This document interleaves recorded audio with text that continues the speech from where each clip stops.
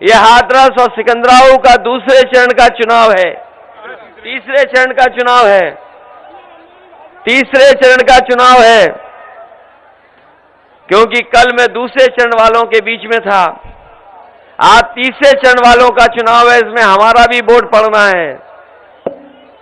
इसलिए आपसे हम विशेष निवेदन करने आए हैं हाथरस के लोगों से कि इस बार गठबंधन की मदद करो। गठबंधन सरकार बनाने जा रहा है और ये चुनाव कोई छोटा मोटा चुनाव नहीं है। ये चुनाव आपके भविष्य का चुनाव है। भविष्य कैसे बनेगा, ये उसका चुनाव है। ये लोकतंत्र को बचाने वाला चुनाव है और बाबा साहब ने जो हमें संविधान दिया है, उस संविधान को बचाने वाला भी चुनाव है। इसलिए आपकी जिम्मेदारी बड़ी बनती है। इस चुनाव में आप लोग साइकिल की मदद करो, जहां साइकिल चुनाव लड़ रही है, जहां हैंडपंप वाले लड़ रहे हैं वह हैंडपंप की मदद करना।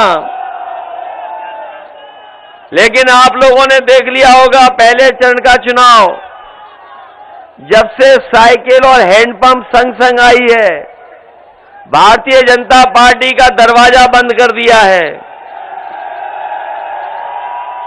और जब मैं अलीगढ़ गया था तो अलीगढ़ वालों से मैंने कहा इस बार भारतीय जनता पार्टी के दरवाजे पर बढ़िया ताला लगवा दो, जिससे कभी दोबारा उत्तर प्रदेश में ना आ पाए, क्योंकि आय दोगुनी हो जाएगी। जहां जहां हम गए हैं किसानों से पूछा है कि बताओ किसान भाइयों, आपकी आय दोगुनी हो गई कि नहीं हो गई? ये किसानों के बेटे हैं, बताओ आय दोगुनी हो गई कि नहीं हो गई? यही बीजेपी ने कहा था कि नहीं कहा था? और अभी जब खाद लेने गए होगे आप लोग, तो बताओ खाद मिल पाई आपको कि नहीं मिल पाई?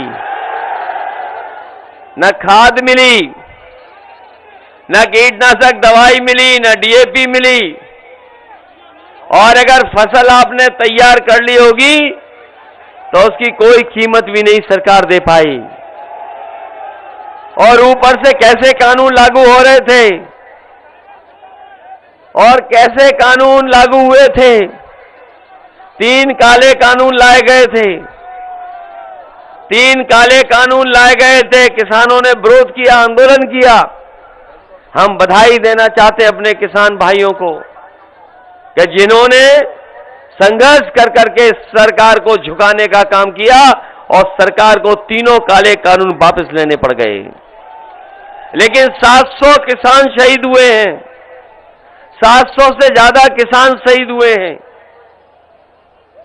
किसी की मदद नहीं की भारतीय जनता पार्टी ने।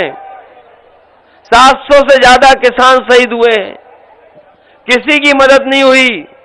समाजवादी पार्टी ने तय किया है कि किसानों के याद में किसान स्मारक के साथ साथ जिन किसानों के परिवारों की जान गई है, किसानों की जान गई है, उन परिवारों को 25 लाख रुपए से मदद करने का काम समाजवादी सरकार में होगा।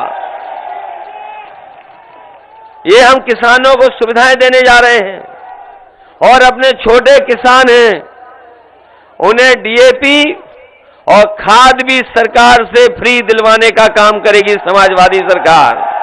फसल के लिए खरीदने के लिए अगर मंडी से लेकर के खरीद केंद्र बनाने पड़ेंगे तो खरीद केंद्र बना करके हम अपने किसानों को एमएसपी दिलाने के लिए नियम बना करके उन किसानों की खरीद करने का काम करेंगे। हमारा किसान तो है ही तकलीफ परेशानी में महंगाई से। यहां भी डीजल पेट्रोल महंगा हो गया होगा,